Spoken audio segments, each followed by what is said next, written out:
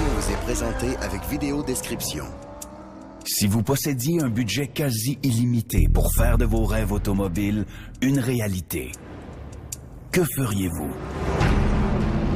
Vous pourriez vous procurer une voiture de luxe à plus de 200 000 $ et ajouter la même somme en modification afin d'en faire un bolide unique.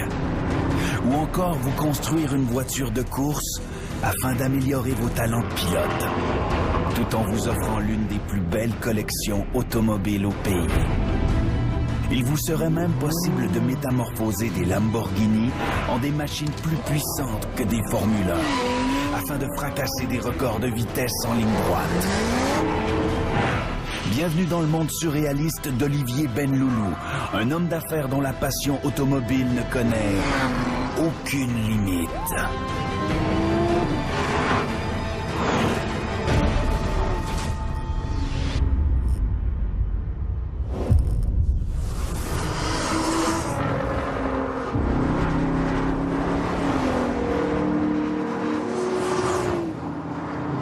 J'ai commencé à conduire, moi, j'avais 20 ans. Tout le monde faisait leur permis de conduire au secondaire. Moi, dans ce temps-là, je travaillais dans la restauration, alors j'ai passé tout droit. Je me souviens, en restauration, j'étais pris là, sur le même coin de rue, là, 7 jours semaine, là, 16 heures par jour. Et tous les soirs, à la même heure, il y avait un monsieur qui arrivait avec une voiture sport, mais c'était une différente voiture sport, quasiment tous les soirs. Je capotais. C'était une Porsche, c'était une Ferrari, c'était des voitures superbes. Puis je me disais, peux-tu bien me dire qu'est-ce qu'il fait, ce gars-là? Ça se peut pas, là. Lui, il m'a fait rêver à une autre dimension, là. C'est que je voulais les voitures qu'il avait. Et dès que j'ai pu, pour moi, là, vu que je travaillais 100 heures et plus par semaine, ça a toujours été ma récompense, ma voiture. Mon plaisir de ma journée à pas travailler puis le travail, c'était quoi? C'était de partir de chez soi, se rendre au travail et partir du travail et de se rendre chez soi. Mais cette demi-heure ou 40 minutes par jour, c'était mon plaisir. Puis pour moi, c'était la voiture.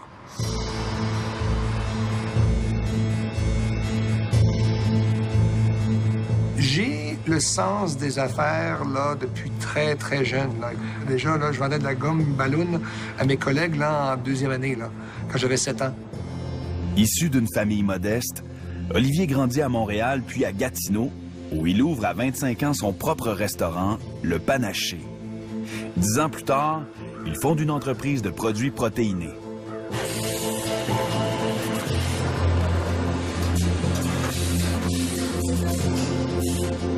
L'entreprise qu'a fondée Olivier connaît maintenant un succès planétaire. Ses produits sont distribués jusqu'en Asie.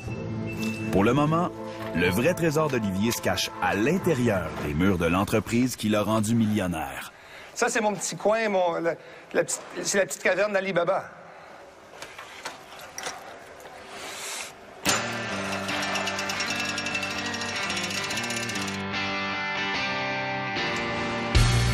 C'est un sanctuaire présentement là, pour mes voitures. Elles sont toutes propres, impeccables.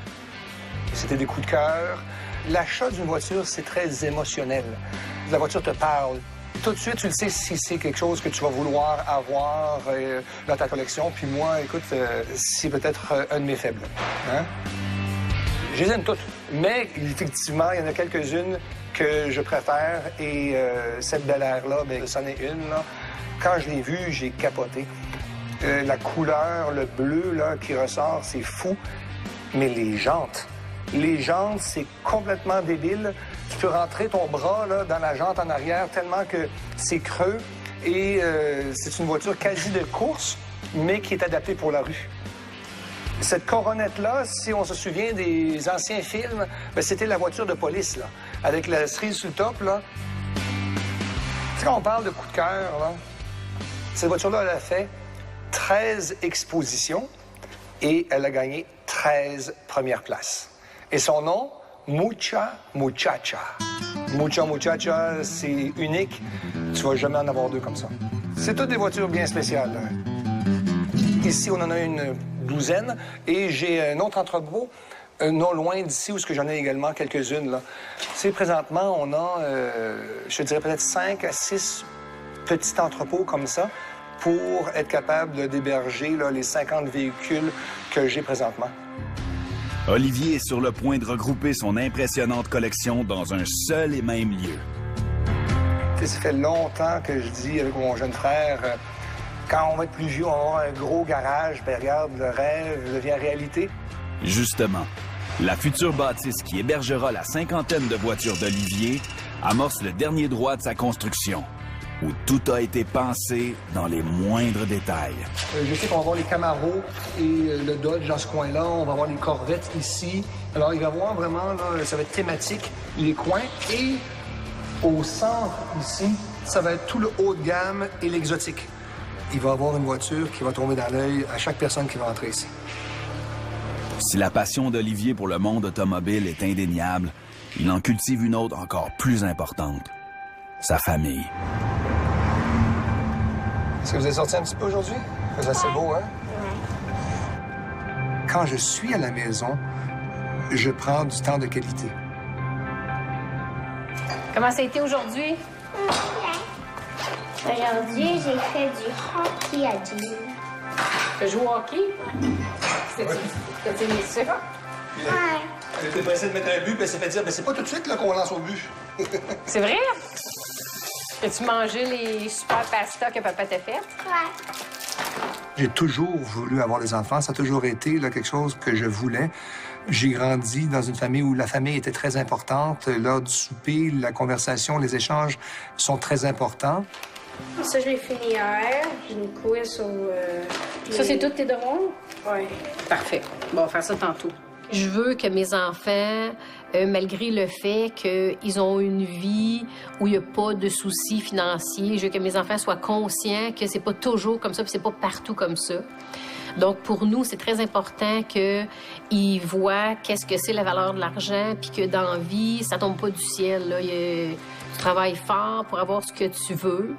De garder les deux pieds sur terre, malgré le fait qu'ils vivent quand même une belle histoire puis un beau conte de fées. Là. Pour nous autres, ça, c'est super important.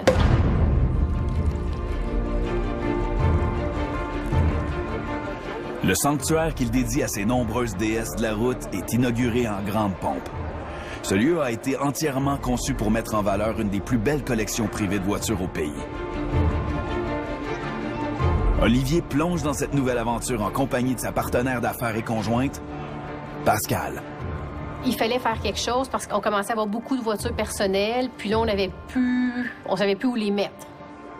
Vu qu'on voulait en acheter d'autres, on disait, OK, mais pourquoi pas qu'en ouvrant le garage, on ferait pas un concessionnaire où on peut aussi vendre les voitures, en acheter d'autres, puis faire des rotations de cette façon-là. Elle tripe voiture, elle tripe garage. C'est notre passion. Ce soir, c'est une soirée spéciale pour nous. Je voulais surtout pouvoir partager avec mes amis et également avec ceux qui partagent la même passion que moi, c'est-à-dire l'automobile. Bienvenue à l'inauguration de OB Prestige Auto.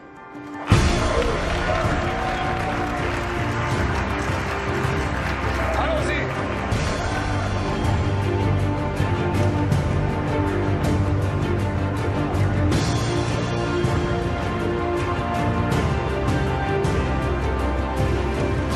On retrouve un petit peu de tout. On retrouve des voitures plus anciennes, des muscle cars et évidemment le haut de gamme, l'exotique. Question de joindre l'utile à l'agréable, l'endroit dispose de rien de moins qu'un atelier haut de gamme entièrement dédié à la modification de véhicules, mais aussi d'un simulateur de luxe sur lequel les clients du garage pourront tester les performances de leur future acquisition. La fête terminée, Olivier a du pain sur la planche, car sa coûteuse concession devra tôt ou tard générer des profits. Il se déplace aujourd'hui pour réaliser un vieux rêve, celui de posséder une réplique de la célèbre General Lee, grande vedette de la mythique série américaine de Dukes of Hazzard. Le complice d'Olivier dans ses projets de restauration est un gars de chez nous, basé à Lévis, dans la région de Québec. C'est ça le projet. Fait que ça, c'est la carrosserie qu'on a trouvée pour faire notre projet General Lee. Comme tu peux voir, Olivier, c'est quasiment l'auto des pierres à feu, là. Faut réparer les planchers, Mais ça fait une bonne base pour faire notre projet, là. Ah oui? Oh oui, ça fait une très bonne base. C'est toi qui le sais, hein? Son projet, lui, ce qu'il voulait, c'était une General Lee. J'en ai fait 6. Il dit, je veux que tu fasses la plus belle General Lee que tu as jamais faite.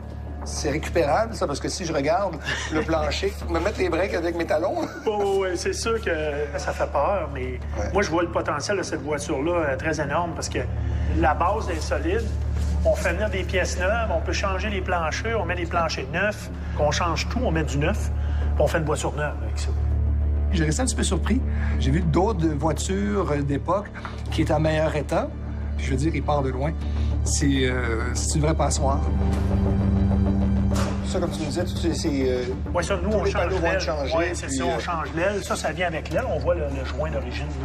Le fond de la valise, c'est pareil. Il faut tout changer ça. Là. Et ce qui est important, Olivier, là, c'est de trouver une Charger 69. Déjà là, c'est un exploit parce que c'est une des voitures les plus en demande présentement. En raison de l'engouement pour la série culte, les restaurateurs s'arrachent les rares carrosseries de Dodge Charger 69 qui restent sur le marché parce que c'est spécifiquement ce modèle qui est utilisé pour fabriquer la mythique voiture des frères Dukes. Trouver un Charger 69 aujourd'hui est pratiquement impossible. Grâce à son grand réseau de contacts, Michel a dû travailler très fort pour lui dénicher cette précieuse carcasse. La mécanique, ça restera pas là, non? Et là... Le 383, est-ce qu'il est récupérable? Il est récupérable, il marche tout. Ça vire, ça, là? Oh oui, ça vire. As-tu les clés? Oh oui. Ah oui, donc? Tu veux le faire partir? Tu peux être sûr? Pas de problème. Wow! C'était des véhicules c'est comme incroyable. ça, que tu sors d'une grange, ça fait 20 ans qu'ils sont là-dedans, là, puis tu tournes la clé, puis ça part. C'est fou, la mécanique, hein? Attends une seconde. Ouais. Vas-y donc. Olivier tient à ce que sa General Lee soit une réplique authentique, à une exception près. Sous le capot, le moteur d'origine cédera sa place à un format beaucoup plus musclé. Le klaxon, l'original. Oui, on l'a, oui, avec ça prend un compresseur, là. Oui. C'est toutes des flûtes, on installe ça en avant, là. On va mettre le volant d'origine, parce qu'à l'époque, c'était un volant en bois d'origine. Ben oui, ça doit être la même chose. OK. Ah, absolument. J'ai juste en dessous du capot que ça va être différent. Ben ça, c'est correct. Compte tenu de l'état de la carcasse, Olivier tient à suivre l'évolution de la restauration à chaque étape.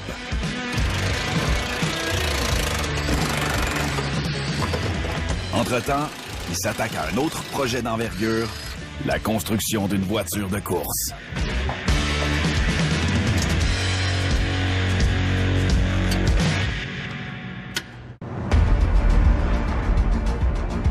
L'homme d'affaires Olivier Benloulou, un grand passionné de voitures, vient de procéder à l'ouverture de son concessionnaire où se trouve sa prestigieuse collection.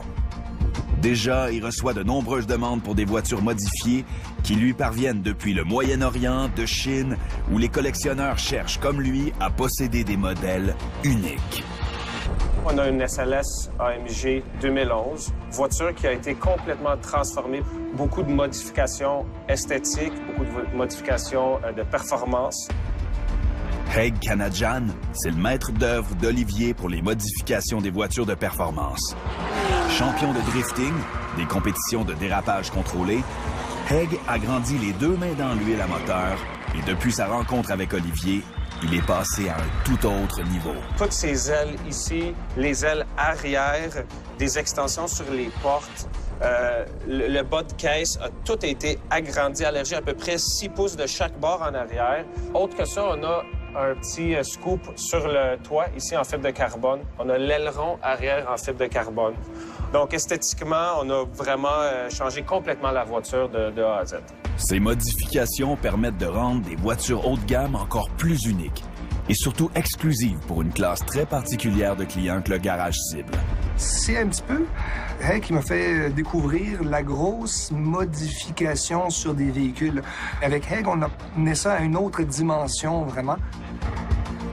Côté moteur, d'origine, cette voiture-là, il y a à peu près 560 HP. Donc, ce qu'on a fait, c'est qu'on a mis un kit Supercharger qui va ajouter à peu près 240 HP, donc un total de 800 HP.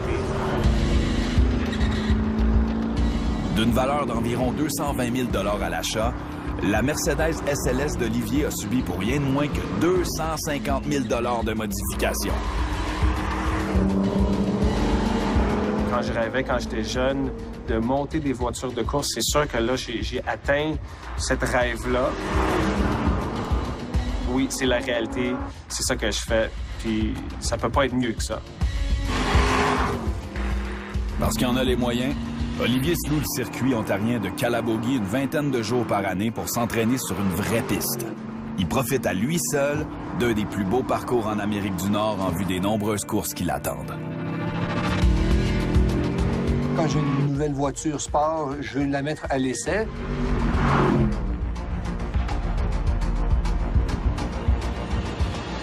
Wow! Et puis? C'est une bête! Incroyable! Si jamais tu montes trop rapidement sur le champignon, là, ben, oublie ça, là, tu l'as fait danser. Mais là, c'est ça, ça glissait un peu, donc tes pressions sont assez hautes, là. Okay. On pourrait enlever un 2 livres partout. Oh, absolument. On est ici aujourd'hui avec Marie-Laurence, qui est mon coach, avec elle que j'ai commencé, à vrai dire, les cours de pilotage et puis de conduite sur circuit. Mordue de vitesse, Marie-Laurence Paquin fait ses débuts en karting dès l'âge de 12 ans. Elle court dans cette discipline pendant 6 ans avant de faire le saut en Formule 1600. À ma fête de 8 ans, j'ai dit à mon père, yes, j'en ai la moitié de fait avant d'avoir mon permis de conduire. Je voulais conduire, je sais pas pourquoi, c'était à l'intérieur de moi. Aujourd'hui, elle poursuit la compétition dans différentes catégories, en plus d'être cascadeuse et institutrice de pilotage. Ta ligne était super belle. Il y a juste dans le 14, il te reste un pied à droite pour l'entrée. Oui. C'est un pilote green, comme on dit, un pilote débutant, mais avec les aptitudes, avec les qualités pour devenir un bon pilote. Ça fait déjà 3 saisons que je travaille avec lui, 3 saisons complètes. Il a beaucoup évolué. Son évolution a été super rapide. Dès que tu lui dis quelque chose, il l'applique. Marie-Laurence prépare Olivier en vue d'une importante compétition à laquelle ils prendront part dans quelques semaines.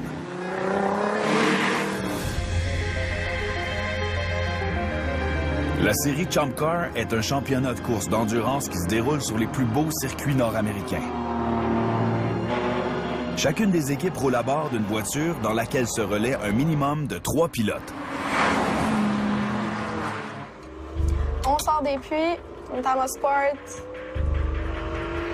Donc là, c'est comme si on sortait de la cour numéro 1, tu te prépares pour la 2. Le simulateur, c'est un bon entraînement pour avoir accès à différentes pistes. On va courser à Mosport avec le Chump Car. On était quelquefois à Mosport, mais jamais autant qu'à Calabogie ou à Tremblant. Mais là, on a accès à un simulateur, longue ligne droite. C'est le plus près possible de ce qu'on peut retrouver, voir les courbes, se trouver des points de référence, savoir ce qui s'en vient, essayer de comprendre comment l'auto va réagir, où est-ce qu'il faut placer sa roue pour tirer le maximum, c'est quoi la trajectoire idéale.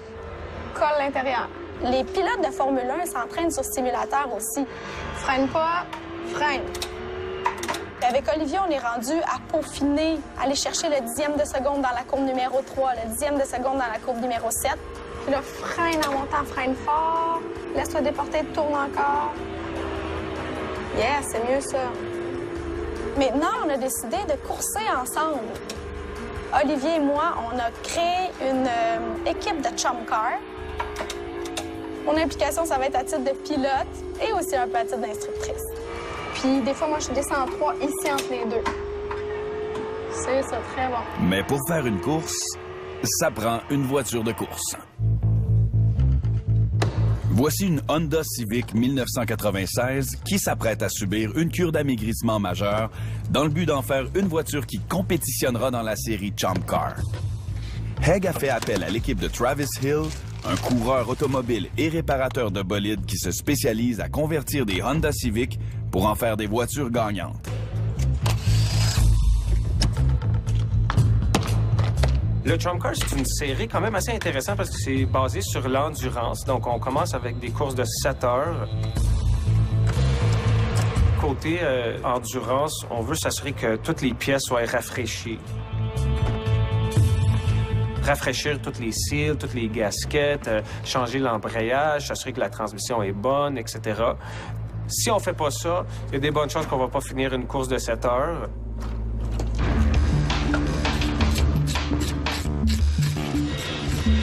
La série Trump Car, tu peux pas nécessairement venir avec une Porsche GT3 RS puis conduire cette voiture-là. C'est vraiment des voitures un peu plus bas de gamme, des Honda Civic, des Dodge Neon. Tout ce qui est suspension, frein, peut être modifié. Pour assurer une compétition équitable entre les équipes, les modifications sont très réglementées en série Trump Car. Par exemple, une augmentation de la puissance du moteur de base entraînera automatiquement une pénalité en tour de piste. Pour rendre le véhicule le plus performant possible sans être pénalisé, l'objectif est de réduire à l'extrême son poids total. La voiture peut commencer peut-être à 2800 livres et là, on va enlever à peu près 600 livres de poids mort. Tout ce qui peut être enlevé doit partir. Chaque kilogramme compte. Tout ce qui est tapis, insonorisation, filage, assurer qu'on ne met pas des pièces extra qu'on n'a pas vraiment besoin. Vraiment, on veut stripper la voiture complètement, la rendre comme une voiture de course. Et comme ça, on a une voiture qui est performante, qui est léger, qui est facile à conduire et ça compense pour notre nombre de chevaux vapeur qui n'est pas vraiment assez intéressant. La première transformation est déjà terminée, mais il reste encore plusieurs étapes avant que la voiture d'Olivier soit prête pour la piste. La marge de manœuvre est mince, car la course arrive vite.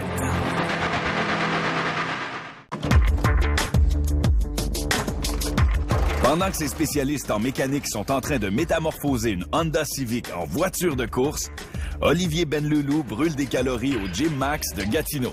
Les épaules à notre âge, là, c'est quelque chose qu'il faut entretenir. Ça a l'air des petits exercices banals, mais c'est comme une vieille voiture, ça. Faut que tu la réchauffes pour qu'elle roule bien. Et tant qu'à s'entraîner dans un gym, pourquoi ne pas le faire dans son propre gym? De fait, Olivier s'est lancé dans cette aventure en compagnie de Steve Morneau, son ami et coéquipier de course automobile. Steve, c'est un ancien champion de tir au poignet au niveau mondial. That's the forearm, Steve. Ouais. Popeye, watch out.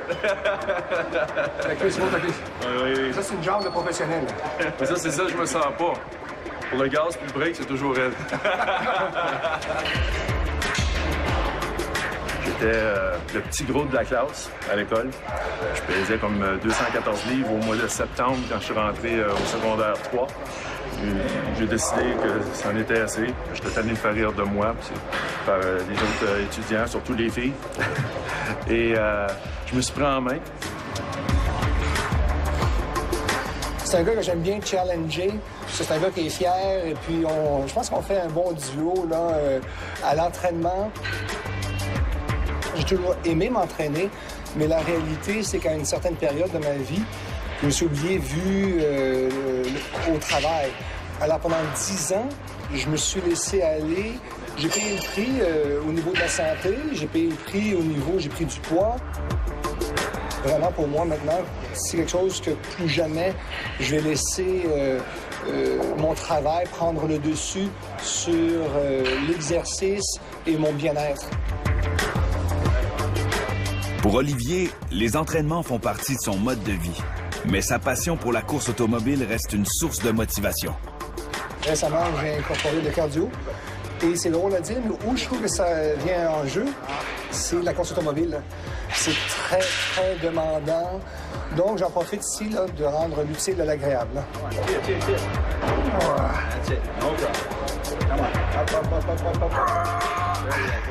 Olivier met les bouchées doubles en vue de la compétition de Trump Car qui approche à grands pas.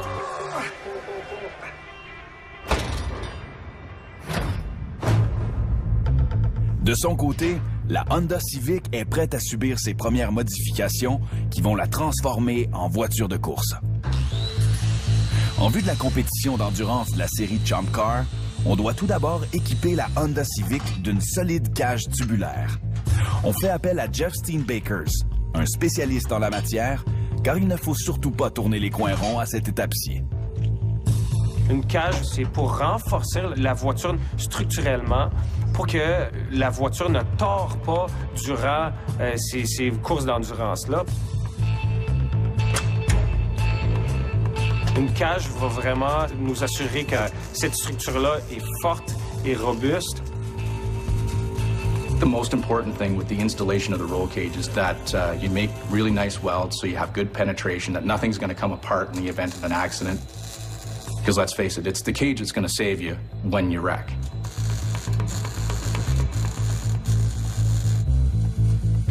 For roll cages like we're doing here with the Civics, we're looking at about 30 hours to get them installed. And then the other guys are going to take over and do the finishing on it. Une fois la cage en place, serrée dans le temps, Travis Hill redouble ses efforts pour terminer la transformation de la Honda Civic. Comme de raison, il s'assure d'équiper la voiture du strict minimum, de façon à y rajouter le moins de poids possible. À quelques jours de la course, il reverra complètement la mécanique avant l'entrée en piste.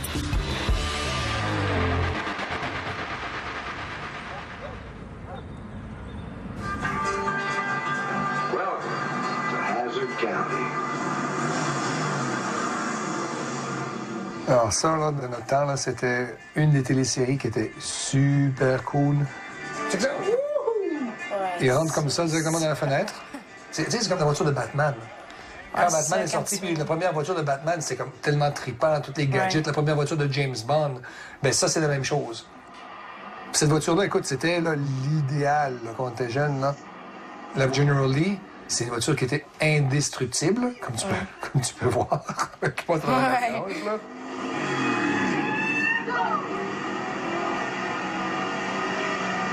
T'es toujours capable de se sauver de la police. Et ben, regarde ça. Pour Olivier, la General Lee est bien plus qu'un rêve de jeunesse. C'est un projet bien réel qui est en train de prendre forme à Lévis. Par miracle ou par magie, est-ce que Michel Poulain a réussi à tirer quelque chose de la vieille carcasse du Dodge Charger 69? C'est ça ton projet, Olivier? Ouh. Là, il est tout démanché au complet.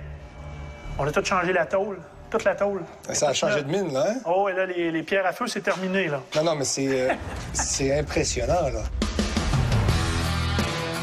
Wow. C'est tout soudé. Tout le toit a été nettoyé. Oui. C'est fantastique. Et comme tu peux voir, les planchers, tout ça, c'est neuf, mais c'est pareil comme d'origine. Ici aussi, il y a un joint de plomb qui va se faire, comme d'origine. Et le coffre, lui, qui était dans un état, là... Le coffre, c'est tout neuf aussi. Oh, yeah! C'est tout neuf. Là, on voit les soudures là, qui ont été buffées. Fait comme tu peux voir, là, c'est ça, les portes, c'est pareil, ça va être neuf aussi. Ils ne sont pas installés parce que là, il nous reste la finition. J'ai déjà le capot, les ailes sont achetées, les valances en avant. Tout essayer nos pièces avant de peinturer.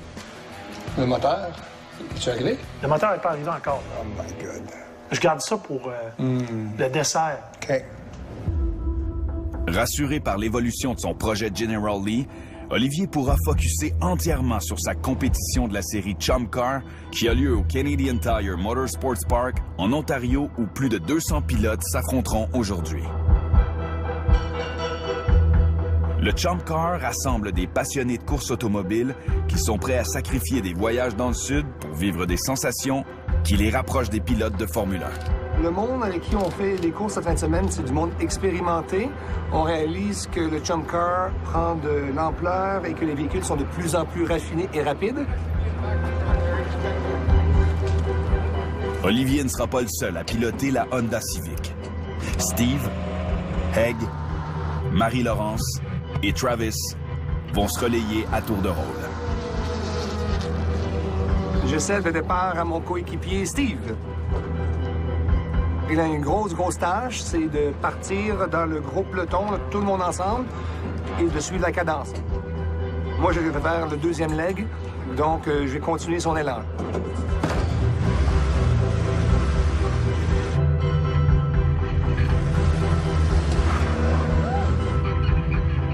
Présentement, la voiture, elle part avec une paire de pneus flambant neuve. Alors, il faut vraiment être prudent les premiers tours, puis chauffer les pneus, puis enlever cette genre d'huile-là. Parce que si on ne fait pas attention, il n'y a pas d'adhérence et tu vas glisser. Alors, c'est vraiment comme une paire de patins présentement.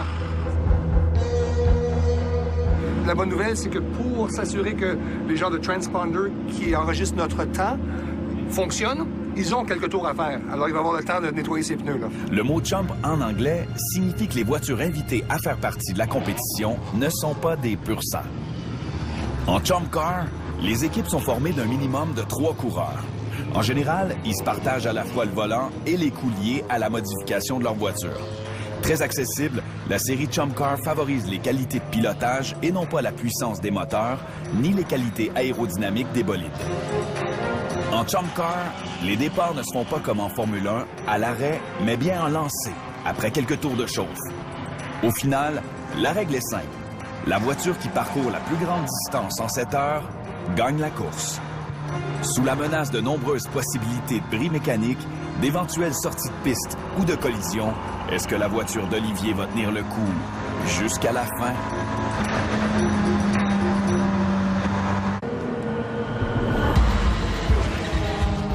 L'homme d'affaires Olivier Benloulou a formé une équipe de Chump Car, une compétition qui leur donne une rare occasion de rouler de longues heures sur quelques-uns des plus beaux circuits nord-américains.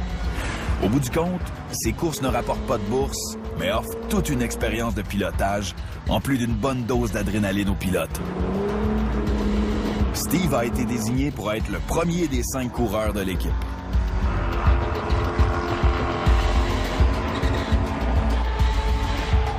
Le temps qu'on passe dans la voiture, c'est un réservoir d'essence. Alors, c'est à savoir les conditions. Habituellement, ce serait probablement 1h30. Steve, try to check your gas gauge. I know, I'm half a tank. Okay, is that half a tank? OK. Olivier doit se préparer. Dans quelques minutes, on procédera au premier changement de pilote. Il se remémore chacune des 10 courbes du parcours de 4 km et se rappelle les conseils de sa coach Marie-Laurence.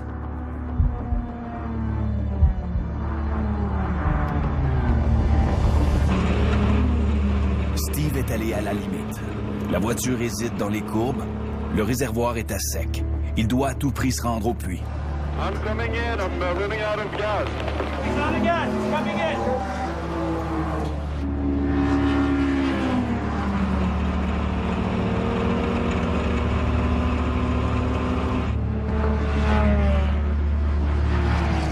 Here you come. 3, 2, 1, in. Straighten up. Stop at the line. Go, go, go, go. Après quelques sueurs froides, l'équipe est prête pour le premier arrêt au puits qui comporte des risques. On a 5 minutes pour mettre de l'essence, puis pour faire le changement de pilote. Donc, il y a une personne qui met l'essence, il y a une personne qui s'occupe de l'extincteur. Ça peut prendre en feu si jamais il y a une goutte d'essence sur l'échappement qui est très, très chaud. On est mieux d'être extrêmement prudent. C'est pour ça qu'il faut tout être en Nomex, de la tête aux pieds, les gants, le casque, même la visière fermée. On ajuste la pression des pneus, on vérifie visuellement si tout est beau. Radio check, test. I'm good. 45 seconds! D'habitude, on veut qu'il nous reste à peu près 45 pour avoir le temps d'aller voir l'officiel, il enlève le chronomètre, puis lui, il nous fait signe quand partir. Good job, OB. Everything is good. Good pit stop. Olivier est maintenant derrière le volant pour la prochaine heure et demie. Ça a vraiment été super bon. Ça fait un très bon pace, là. Oh, ouais. Super bon pace. 147, 148, 148, 149, 148. Ouais. Mooseport est une piste très rapide. Olivier atteint les 180 km/h au bout de la ligne droite. La piste ici, c'est toute une piste. Il y a déjà eu de la Formule 1 ici. C'est une piste qui demande du courage, je te dirais, parce que c'est une piste qui a beaucoup de courbes qu'on voit pas la sortie. Donc là, on monte une courbe, puis là, on essaie de regarder en bas, puis là, tu descends, puis là, finalement, ça se dévoile devant toi. La Civic d'Olivier lutte en classe A, où ses compétiteurs, des BMW 318, Mazda Miata, Acura Integra, ont des moteurs de 1,8 litres et moins. Présentement, on est en 2e place dans notre catégorie. Il y a une voiture juste en avant de nous. Fait que c'est quand même une bonne bataille. D'ici peut-être 10 tours, on peut peut-être le rattraper. Son réservoir presque vide, Olivier amorce son dernier tour. Au puits, Alors qu'on se prépare pour le deuxième arrêt, Haig cache bien sa nervosité, lui qui s'apprête à vivre sa première expérience comme pilote de Chump Car.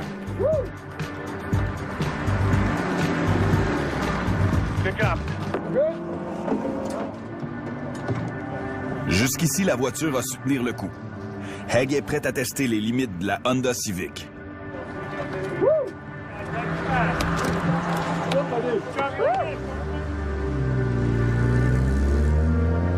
Hey, tu faisais des super bons temps, là. Ouais. Tu t'as fait quand même quelques dépassements? Oui. Ah ouais. Plus que je conduis, c'est plus que je veux dépasser, plus que je rentre dans mon élément, là. C'est ouf. Yeah, that was good. Il devra rouler à une vitesse moyenne de 137 km/h par tour, un temps établi par Steve et Olivier. Haig a rapidement pris son air d'aller. Haig, c'est vraiment notre, comme on appelle en anglais, secret weapon. Il est naturel au volant. Et jamais fait de lapping, jamais fait de course comme ça. C'est la première fois ici. C'est lui qui a fait le meilleur temps de notre équipe. Ça a été la grosse surprise. Là, on savait qu'il était bon, mais pas à ce niveau-là. Natural! C'est maintenant au tour de Marie-Laurence de dévorer la piste. Je pense que je suis la seule fille ici aujourd'hui. Ça arrive souvent, là, quand même, que je suis la seule fille. Mais les filles, venez-vous-en, c'est le fun! Mais c'est sûr que course de 7 heures, tu testes la fiabilité du moteur. Le moteur peut surchauffer, il peut se passer tellement d'affaires. Je te dirais qu'il faut rouler à 90 % de ce que la voiture peut faire pour être capable de l'aménager un peu puis qu'elle puisse durer 7 heures. Et jusqu'ici, la voiture a déjà franchi plus de la moitié de cette durée.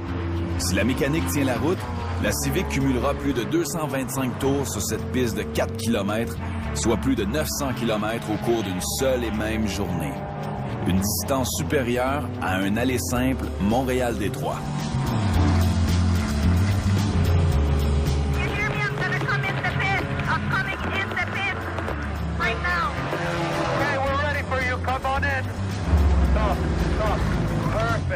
Good job. Travis prendra la place de Marie-Laurence pour amorcer la dernière phase de la course. Oh, OK. Très bon. Yes! Très, très bon. Ah, c'était fun! Je vais rester. Moi, si j'avais eu plus de... Ben, c'est ça, c'est ça. Je pense qu'on était bon dans le timing, là. Travis étant le pilote de l'équipe qui compte le plus d'expérience en série Chump Car, toute la pression est sur lui. Au risque de tout perdre, il doit tout donner pour parvenir à décrocher la première place qui est à sa portée, alors que le meneur est droit devant lui à bord de sa BMW 318. Je te jure, ça va être serré, hein? Dès que le chronomètre atteindra la 7e heure de course, on annoncera le dernier tour de piste. La BMW 318 en tête étant juste devant lui, Travis pousse la Civic à sa limite, augmentant les risques de perte de contrôle ou de surchauffe de son moteur, mais aussi de celui de son adversaire. Good job. Keep pushing. Le drapeau à damier annonce la fin de la course, alors que Travis risque le tout pour le tout avant de croiser le fil d'arrivée.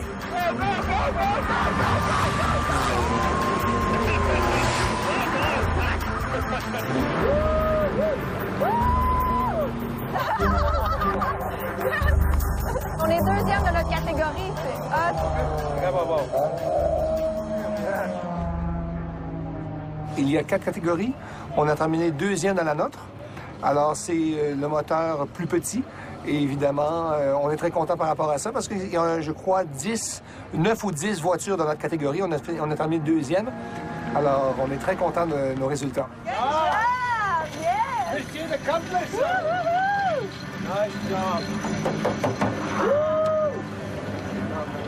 L'expérience Chump Car est un succès sur toute la ligne pour Olivier et son équipe, dont la prochaine compétition se tiendra en plein désert californien, à bord de bombes atteignant des vitesses de pointe de plus de 350 km/h.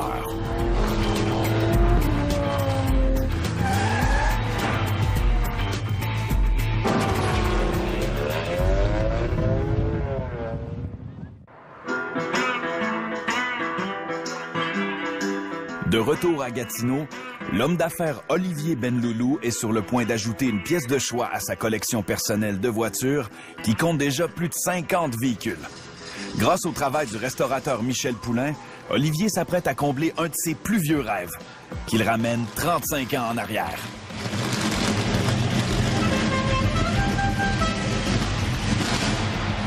Et c'est incroyable.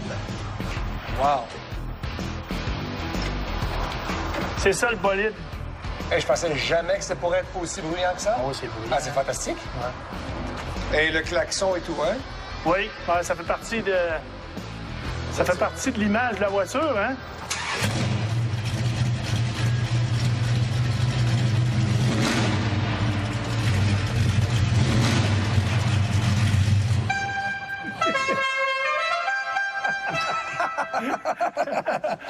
On retombe en enfance. Ah, hein? écoute, c'est génial. Génial, génial, génial. Et dire là que ça vient de la carcasse que tu m'as montrée. La carcasse qu'on a vue au début, oui. La Dodge Charger 69, à partir de laquelle Michel a monté le projet General Lee, est littéralement méconnaissable. Plus de 600 heures lui auront été nécessaires pour réaliser la transformation. T'as fait du travail incroyable. Vraiment belle. Vraiment, vraiment belle. C'est une parure, là. Wow, wow, wow. Hey, c'est fantastique. C'est une voiture vraiment excitante là, pour l'accélération. Hey, c'est génial. Hein? Oh, super! Hey, c'est fantastique. Le radio AM/FM d'origine, les cadrans d'origine, le volant d'origine. C'était comme ça que c'était dans l'émission. Absolument. Absolument. Wow! Bravo, hein? Super travail. Merci, Michel. Ça m'a fait un immense plaisir. Génial. Là, c'est quoi le prochain projet?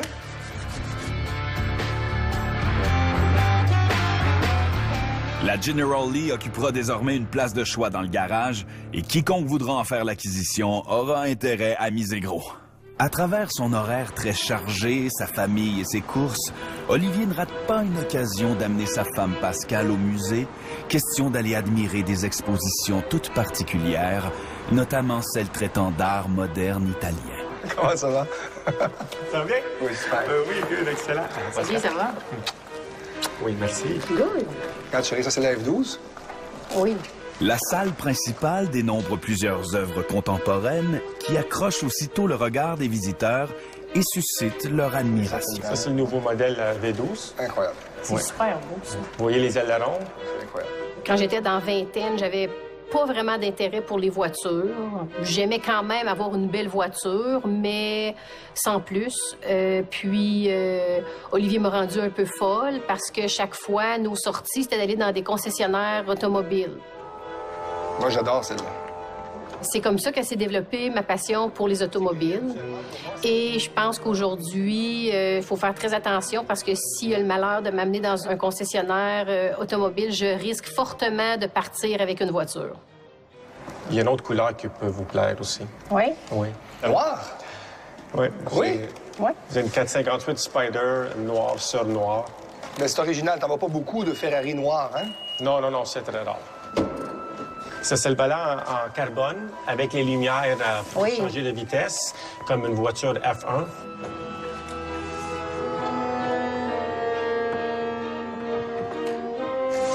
Wow! Oui. Est-ce que vous voulez la partir? Elle est super belle. Oui!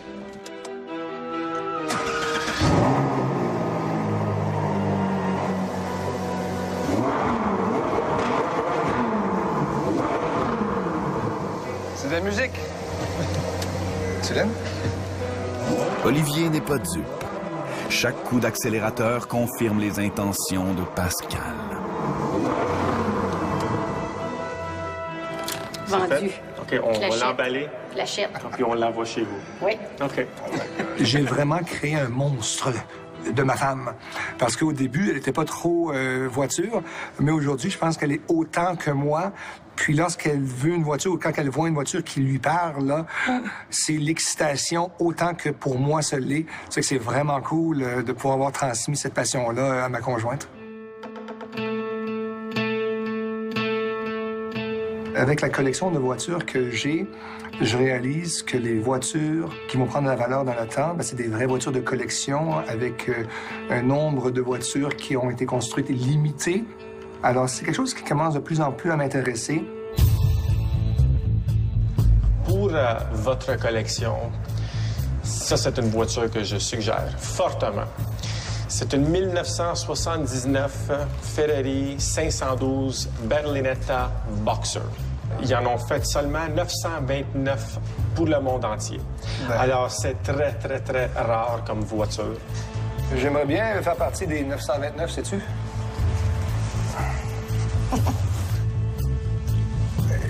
Celui-là, c'est spécial, hein? Oui. L'expérience de faire l'acquisition de n'importe quelle Ferrari est une expérience unique. C'est quelque chose qu'on a toujours comme rêve étant jeune. Wow! Et je pense que surtout, c'est important de pouvoir jouir de ce moment-là, de ne pas le prendre pour un acquis et de savourer le moment.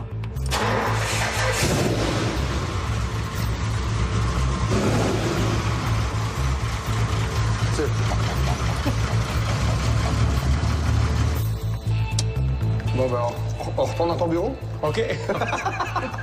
Les clés à Pascal? Non, celle-ci, c'est pour moi. Maintenant qu'il est propriétaire d'un concessionnaire automobile de luxe, Olivier a un devoir d'être moins émotif et plus rationnel dans ses transactions. Je crois qu'il y a toujours place à négociation et c'est peut-être ce qu'aujourd'hui j'ai réussi à faire un petit peu mieux qu'auparavant où j'étais très impulsif. Alors j'achète et par la suite, je dis, ben mon Dieu, j'aurais peut-être pu négocier comme un petit peu, là. Alors aujourd'hui, j'essaie de garder ma petite réserve, ma petite gêne, et pour moi, ben, passer au bureau, ça me donne le temps de, justement, préparer ça. Oui. Stratégie, au fond, c'est juste de me calmer un peu. En dépensant plus d'un demi-million de dollars, sa sortie en ville lui aura probablement coûté plus cher que prévu, mais Olivier rajoute tout de même plusieurs chevaux vapeur à sa collection qui compte déjà quelques pur-sang plutôt musclés qu'il s'apprête à monter dans un rodéo californien très particulier.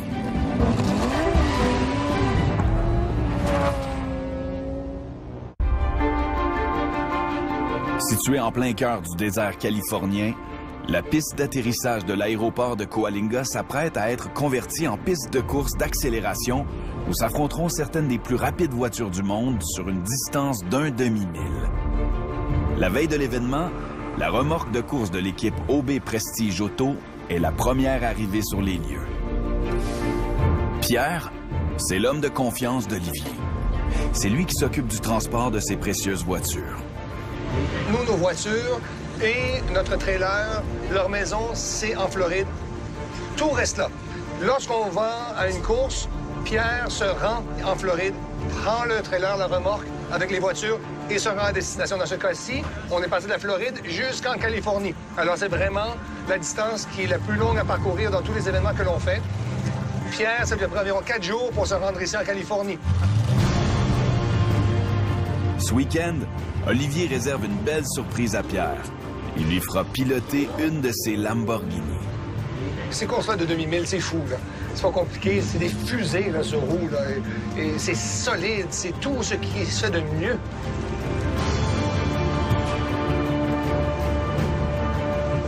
Le vendredi, quand on arrive, on fait notre setup, on s'assure que tout est en place, qu'on est prêt pour le lendemain matin. On fait quelques petits rendez-vous avec l'équipe, on fait des stratégies, puis on se réveille tôt le lendemain matin pour les courses. Pour l'événement, l'équipe d'Olivier dispose d'une impressionnante flotte de 3 Lamborghini gonflés à bloc. Samedi matin, le soleil est à peine levé qu'on entend les premiers rugissements de moteur. Un à un, les concurrents exhibent fièrement leur monture, prêts à prendre des risques incommensurables à un tel point qu'aucune compagnie d'assurance n'est assez folle pour les assurer. Venus des 4 coins de la planète, ces passionnés de vitesse extrême prennent ces championnats très au sérieux, y investissant parfois des sommes colossales dépassant les millions de dollars. Aucune bourse en argent n'est en jeu, et pourtant, la compétition y est très féroce. Le samedi, c'est vraiment une journée où les voitures ont la possibilité de faire autant de passes qu'ils veulent. Et le gagnant, c'est celui qui va le plus vite.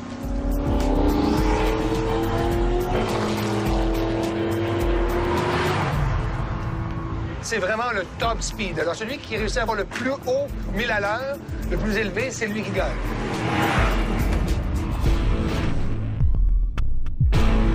Notre équipe est composée de Pierre, de Haig et de moi-même.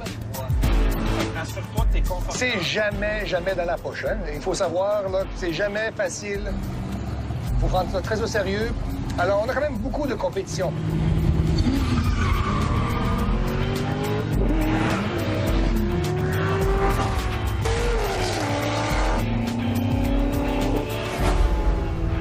On course avec les meilleurs des meilleurs à travers le monde. C'est vraiment les meilleures équipes de tuning qu'on retrouve ici aux États-Unis dans ces événements-là. Sous les conseils de Haig Kanajan, Olivier a fait appel au légendaire Jason Effner pour transformer ses Lamborghini en véritables bombes sur roues. Basé en Floride, Jason avait comme défi de leur rajouter près de 2000 chevaux vapeur. J'ai dit, regarde, ne t'inquiète pas pour le budget. Je dis, moi, ce qui m'importe, c'est d'avoir une bonne voiture, fiable, et avoir une voiture gagnante, évidemment. Moi, je conduis la voiture aujourd'hui, la voiture rouge. C'est une Lamborghini Gallardo. C'est une édition spéciale. Tous les morceaux quasi sur la voiture ont été changés. C'est vraiment monter un bolide hyper performant. Là, on a fait ce qui est de plus avancé au niveau des modifications. Jason a réussi l'exploit de monter la puissance de la Lamborghini à 2500 chevaux. À titre de comparaison, une Honda Civic en compte 150 et une Formule 1 750. Pour moi, ce qui était le plus important, c'était pas juste d'avoir une voiture qui est rapide. Je lui ai demandé, je veux qu'elle soit rapide, évidemment, la plus rapide, mais très fiable. Olivier et Haig sont prêts à s'élancer sur la piste à bord de leur Lamborghini ultra puissante. Grâce à ses performances, l'équipe d'Olivier s'est rapidement taillé une place parmi l'élite mondiale de course d'accélération. Ils feront la course côte à côte. Okay, OB Prestige cars. Let's see, red versus blue.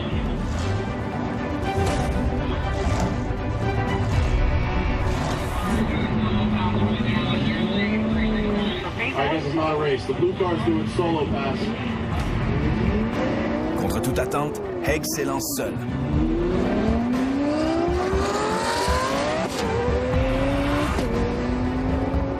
Déjà à son premier essai, il fracasse le meilleur temps établi jusqu'ici. 197.88, fastest run of the day so far. Good job. Next up, solo pass for the red OB Prestige Gallardo. La voiture d'Olivier est toujours à la ligne de départ, immobile. Toute l'attention est portée vers sa Lamborghini rouge. Apparently we have some technical difficulties.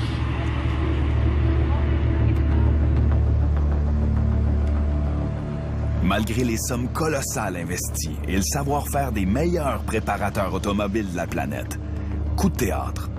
La Lamborghini reste clouée sur place. Au puits, c'est la consternation. Sur la ligne de départ, un des drapeaux est tombé. J'ai profité de la situation pour justement me réaligner dans une meilleure ligne là, sur la piste. C'est que j'ai avancé un petit peu, je me suis mis en reculon, puis la voiture n'a jamais voulu débarquer du reculon. Alors là, on entend le mécanisme qui demande à la voiture de passer les vitesses, sauf que la vitesse ne passe pas. Alors, la voiture est prise en reculon. On va voir qu'est-ce qui va se passer. Les mécanos de l'équipe Effner devront rapidement régler le problème mécanique, parce qu'Olivier doit à tout prix se classer parmi les 4 voitures les plus rapides pour accéder au final de demain. Il y a plusieurs catégories dans les courses que l'on fait. Il y a les voitures familiales, parce qu'il y a des voitures 4 portes. Il y a des voitures 4 roues motrices. Et il y a également des voitures propulsion. Pierre, ça va être sa première fois qu'il va compétitionner avec nous. Il va courir avec Bolt qui est notre nouvelle acquisition, la Lambo à propulsion. Et c'est une classe complètement différente. Et c'est Pierre, notre chauffeur. Alors, encore plus aujourd'hui, il est content de venir aux courses.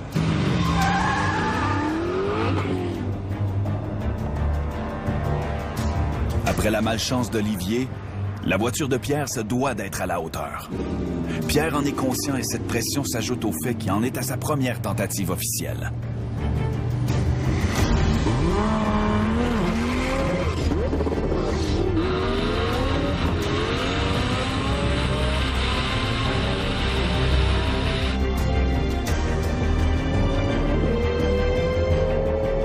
La voiture s'est bien comportée.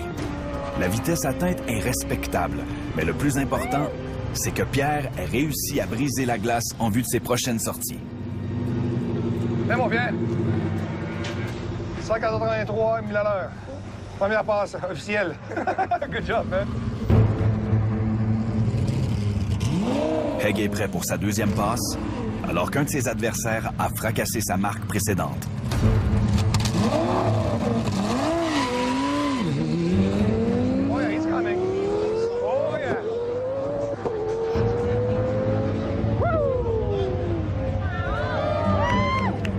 Encore une fois, la performance de la voiture est exceptionnelle, établissant le nouveau record du jour. Mais Olivier sait très bien que la Lamborghini peut encore aller plus vite. Hey, hey! 211! Oh, yes, sir, from 11 miles an hour for now. Okay. Now you're allowed to boost. Okay. Les premières deux passes, je dirais, c'est vraiment des essais. Donc, on vérifie les ajustements, on s'assure que la voiture répond bien. Et ensuite, graduellement, on monte le régime sur chacune des voitures. On a des personnes en arrière, là, behind the scene, comme on dit, qui, eux, se spécialisent sur le Motec, qui est vraiment ce que les Formule 1, le NASCAR utilisent. C'est le cerveau de la voiture. Et avec ce système-là, tu peux voir tous les paramètres. Alors, c'est des personnes qui sont vraiment avec nous, qui nous aident entre chaque passe, d'analyser, d'améliorer, de faire des petits changements pour qu'on réussisse à mieux performer. Ces stratégies ne sont pas exclusives à Olivier et son équipe. Également équipés d'une Lamborghini gonflée à bloc, Underground Racing, leur plus redoutable adversaire, est prêt à répliquer.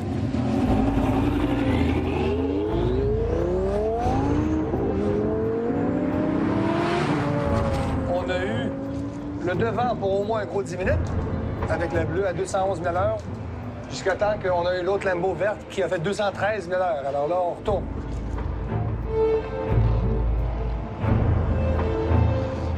On n'aime pas traîner en arrière. Là, c'est normal. Le monde, il pousse un petit peu, il vient nous rejoindre. Et puis, c'est comme ça jusqu'à la fin. On ajuste, on modifie, on met un petit peu plus de boost. Plus la journée avance, plus les enjeux deviennent sérieux. Et plus les risques à prendre sont grands. Haig doit maintenant pousser sa voiture à fond pour battre la nouvelle marque de 213 000 à l'heure de l'équipe Underground Racing. Oh yeah! Big number. All right. Oh my God! Well done, sir. 227. Cette vitesse de pointe ahurissante garantit à Haig et son équipe une place en finale. Au même moment, au puits, on annonce à Olivier que sa voiture est prête à retourner sur la piste. Ce qui me stresse, c'est quand Olivier part avec la voiture et puis là, il est sur la ligne de départ. Jusqu'à ce que je vois le départ puis je vois que, OK, la voiture a l'air bien réagir, le stress, les petits papillons dans l'estomac, ils partent.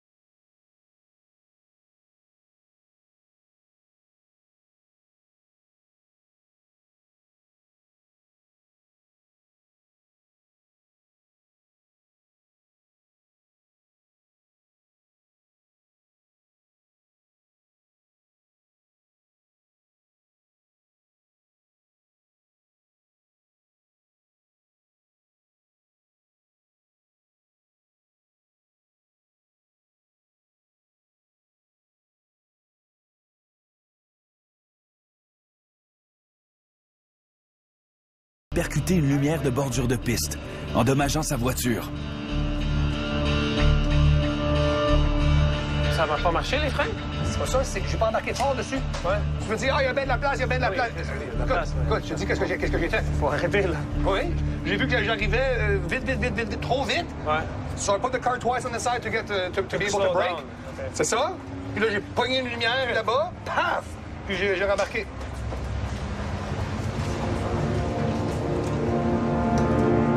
La compétition s'arrête ici pour Olivier.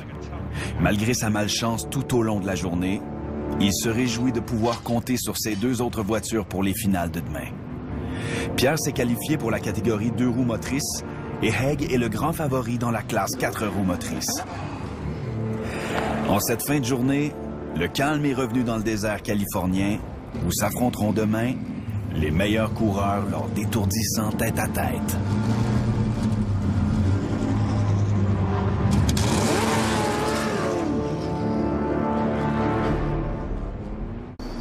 Le sous-titrage de cette émission est une présentation de la Geek Squad.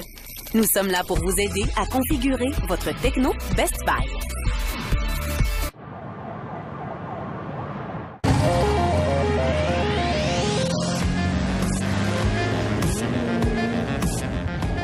Suite à leur vitesse de pointe enregistrée la veille sur la piste d'avion californienne de Coalinga, les 4 voitures les plus rapides de chaque catégorie s'affronteront aujourd'hui côte à côte. La vitesse de pointe n'a donc plus d'importance. Ce qui compte, c'est le premier à franchir la ligne d'arrivée. Au final, les grands gagnants ne seront pas couverts d'or, ils courent plutôt pour la gloire. 2 des 3 Lamborghini d'Olivier Benloulou feront aujourd'hui partie de ces périlleux duels.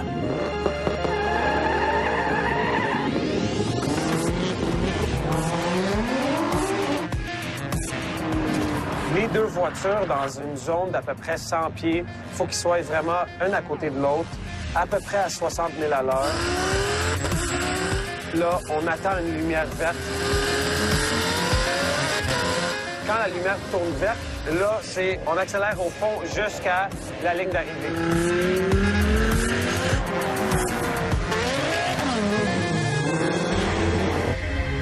Dans chacune des catégories, il y a 5 catégories. Dans chacune des catégories, le plus rapide des 4 va se prendre contre le plus lent. Le 1 va être éliminé et ensuite va aller en finale. C'est vraiment une élimination. Là, c'est intéressant.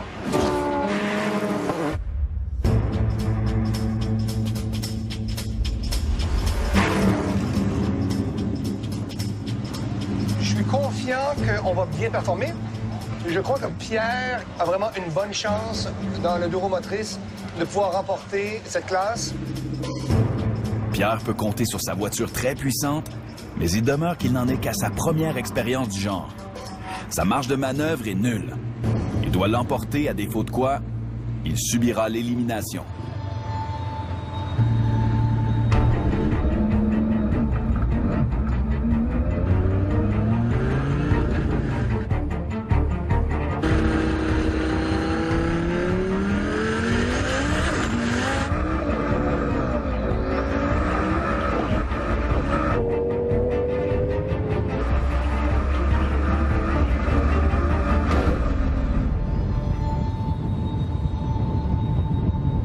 Pris de court dès le départ, Pierre n'a rien pu faire pour rattraper son adversaire. Tout l'espoir repose maintenant sur les épaules de Haig, qui fait partie des 4 finalistes de la plus puissante des catégories.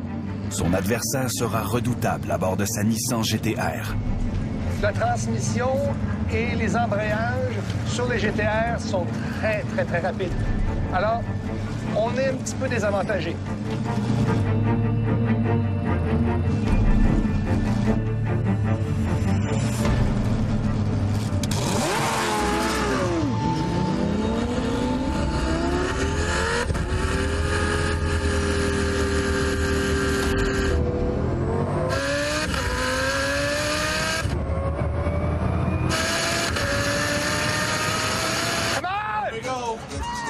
Like the Lambo from here, but this is a very good race. Yeah! Way! Very close. Identical track speed. Wow!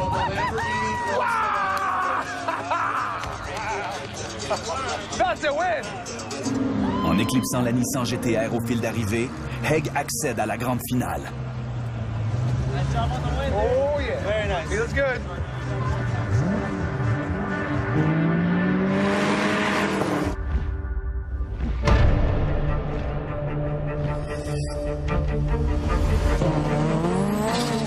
Comme pilote, j'ai un travail à faire. On a une voiture qui vaut à peu près entre 800 000 et 1 million. Je conduis cette voiture-là, je suis responsable des résultats.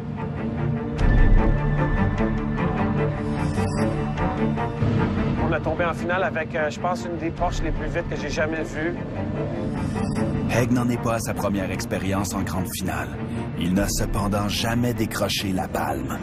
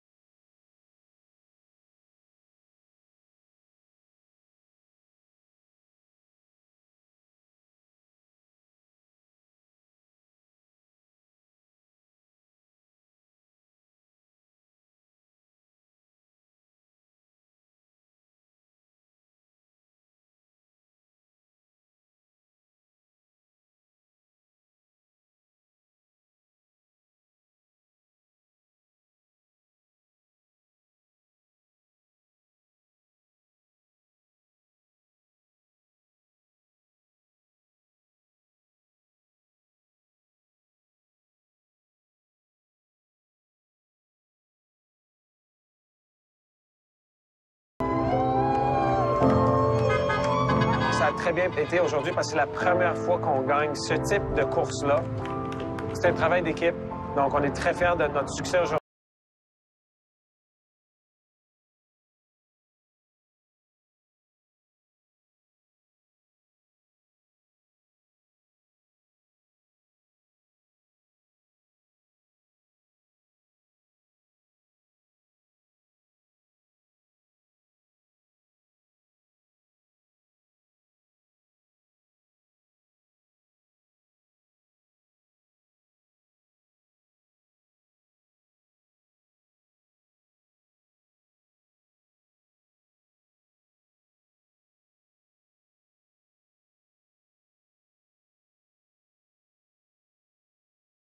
Ma vie, ça a été comme ça, là. Ça a été depuis un jeune âge. Je savais que je voulais avoir tel type de maison. Je savais que je voulais marier une rouquine. Je voulais avoir le couple comme enfant. Je voulais avoir mon restaurant à 25 ans. Tout ce que on veut, au fond, il faut réaliser qu'on peut l'obtenir. Il s'agit d'y croire.